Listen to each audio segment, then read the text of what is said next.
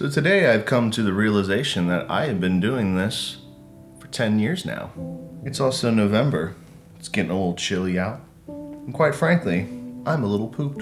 So let's slow it down a little bit today while these dogs chase each other. And maybe we can talk about the 5 things I have learned after a decade of filmmaking. So grab a dog, grab a coffee, chill the f*** out, and let's get into it.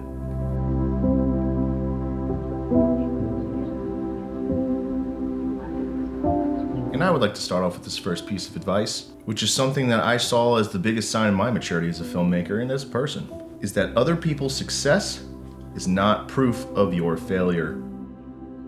Let's be real here. Filmmaking is hard enough as it is.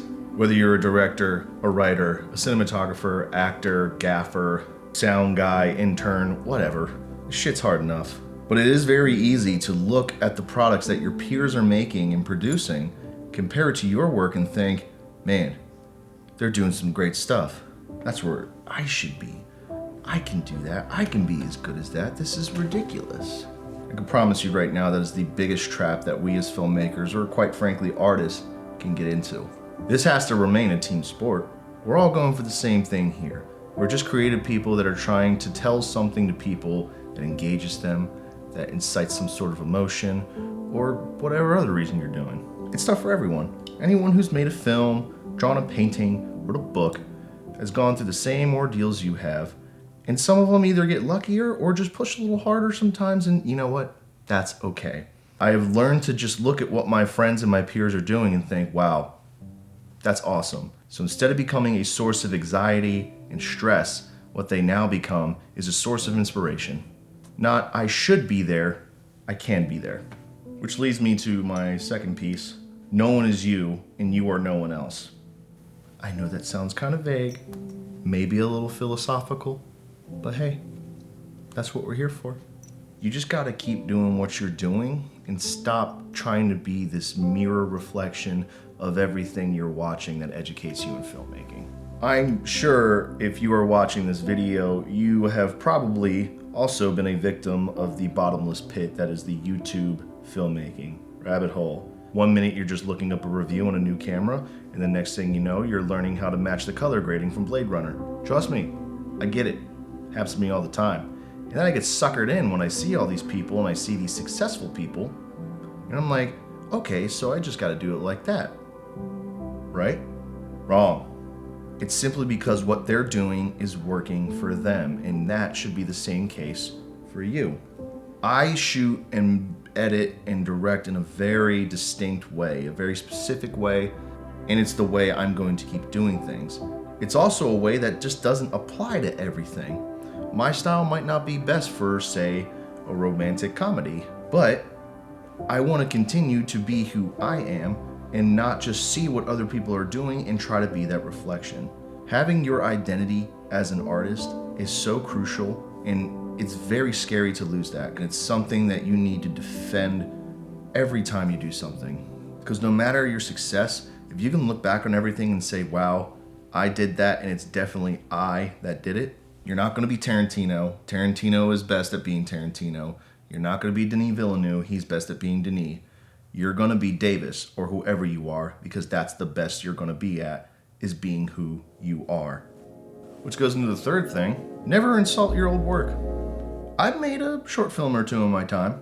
I even used to make YouTube videos on my old channel, which I look back at them and I'm like, man, they kind of sucked. But you also got to remember that when you do this for a long time, isn't it the point to go through a little bit of progress and growth?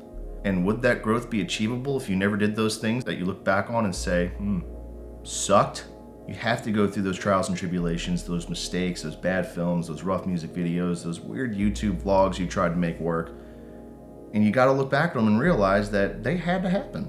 Success does not happen without failure. It's just simply impossible. And failure is a hell of an educator. Even in my work in the military and the National Guard, I've always stuck to that ideal as well. And it's honestly, it's very liberating. Once you lose that fear to fail, you obtain this new joy of education, learning, growth, and your willingness to fail and also your willingness to fix it and grow from it is going to make you into the most optimized version of yourself. And having this realization, I can almost go back on some of my old stuff and genuinely enjoy it.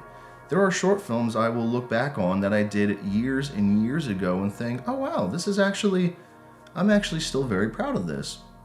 Yes, there are a million things I would have done different, but you know what? What I was then and what it helped me become what I am now makes me a happy boy. And this fourth piece of advice is something I learned from a few of my favorite independent filmmakers that I have followed through the YouTube space, such as Ryan Booth, Ryan Connolly, the rest of the Film Riot team, and of course Seth Worley, who said the following: don't wait for the cavalry, be the cavalry.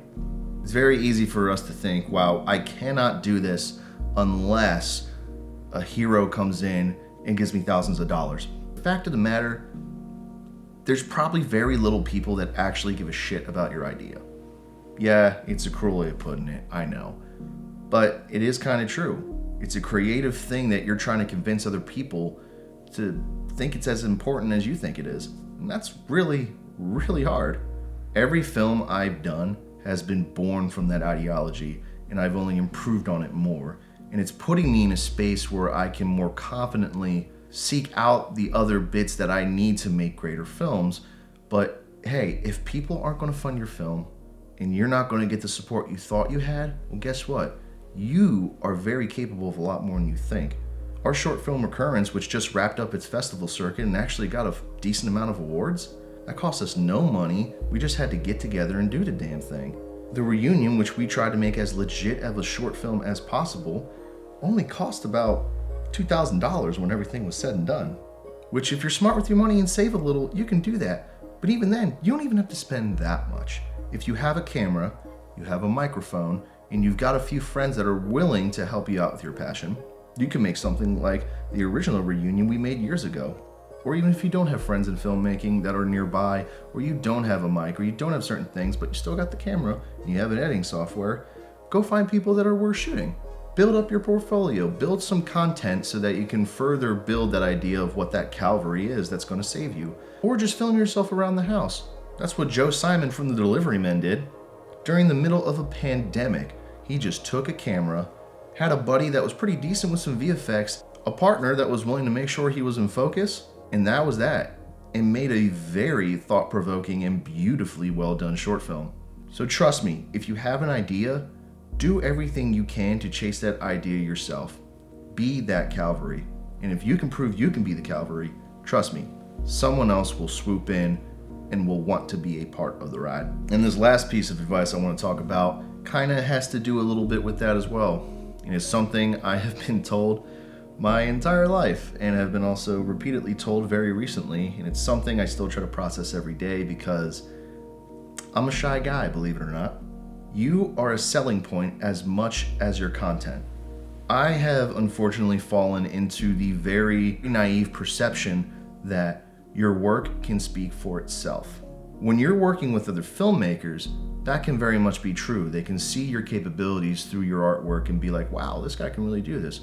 But we're not really making films for other filmmakers. They're our peers. They're the people we want to work with and create with. But we're making films for clients, audiences, people that want an experience. And when we think of those people that we have to work with, and you think of some of the products that some of your peers making, you might think to yourself, wait a minute, I totally have that capability. Why am I not out there right now making these amazing things I know I can make, while all these other people are, and I can totally do that? Well, have you ever thought to market yourself as much as your film? And that's something a buddy of mine actually told me very recently. And by recently, I mean yesterday. But yeah, it's probably the biggest problem I have. I'm terrible at marketing. I like to think I'm fun to be around. I like to think I'm good on set, but I have a hard time telling people that I'm great at what I do. And I think to myself, well, just look at my films, look at my reel, whatever, and you could see what I can do. But that's a mistake. It truly is. That needs to be a combined effort with also, what is it like to work with you? What is the experience that working with David Soror or you brings to the table?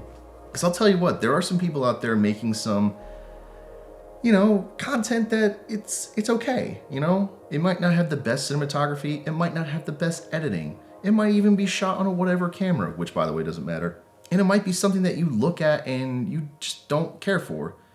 But guess what? That client that hired them probably walked away from that set thinking, wow, I hope I get to work with Joe Schmo again, because they were a blast.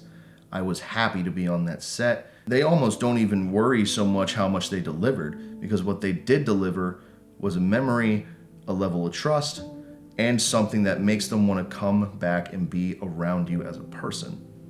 And after all, filmmaking is one of the most ultimate team sports.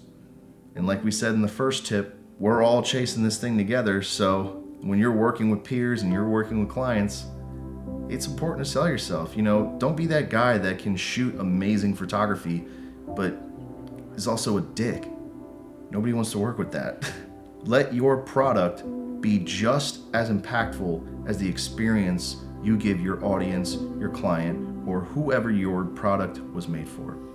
Now, a decade of trying to make films and trying to make it in this industry can produce a ton of advice and a lot more stuff I probably didn't mention. And I could go on and on and on, but those are probably the 5 that come to the top of my mind when I think of my growth. So I thank you for joining me for a little more of a methodical video, and we kind of strayed away from the breakdowns or whatever, which, you know what, it's fine. I kind of dig this. It's nice. It's nice. So I'm going to now finish this coffee. I'm going to pet a dog, and I'm going to see you on the next one. And please do not forget to subscribe, like, follow, wallow, blub. Man, I'm still working on this whole social media thing. But I really say that now because the Six Shop has a lot in store. We've got about 3 different documentaries in production right now. We got short films on the way, and I also have some big news about some past projects that have been in the work for a long time. Some things I can't talk about, some things I will talk about very soon. But I can tell you right now, as we continue to build at the tail end of 2022, 2023 is going to be one hell of a year for the Six Shop. Thanks for joining me on this video, and I hope to see you on the next one.